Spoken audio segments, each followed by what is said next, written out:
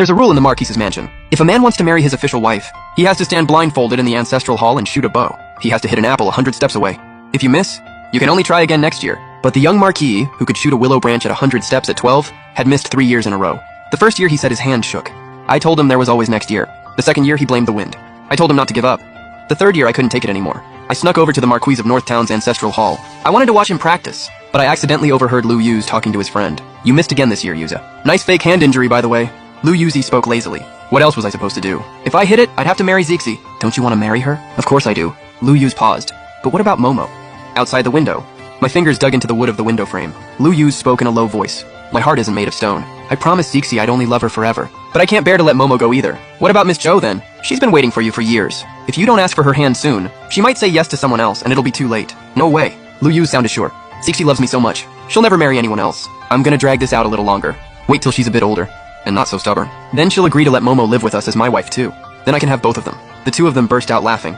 I felt ice cold all over. I stumbled out of the ancestral hall in a daze. All I remember on the way back was that it suddenly started raining. I didn't bring an umbrella. Rain mixed with tears ran down my face. The day after I got home, word spread that Su Yimo was betrothed to the biggest playboy in the capital. Lu Yuz couldn't hold back anymore and crashed the wedding. That night they got married and spent their wedding night together. The whole capital was waiting to laugh at me and the Jo family.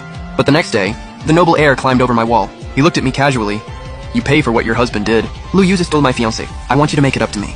Be my noble heir's wife. Is that too much to ask? I nodded. Not at all, I'll marry you. He hadn't expected me to actually agree to such a crazy thing. Qi Xiao stood there with his mouth open, stunned.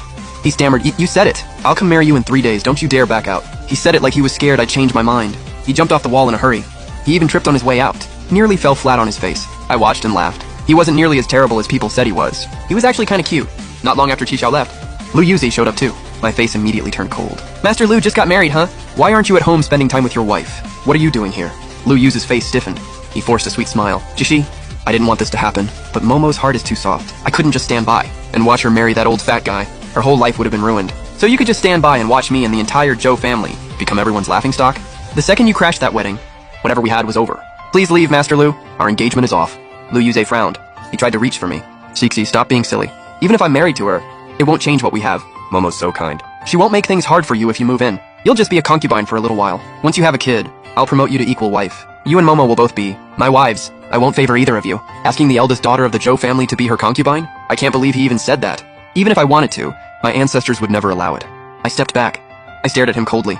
Jo Lingxi will never be a concubine. When I refused, Lu Yuz got annoyed. It's just a title, and even as a concubine I won't let anyone look down on you. Why do you have to make this hard for me? I'm making this hard for you?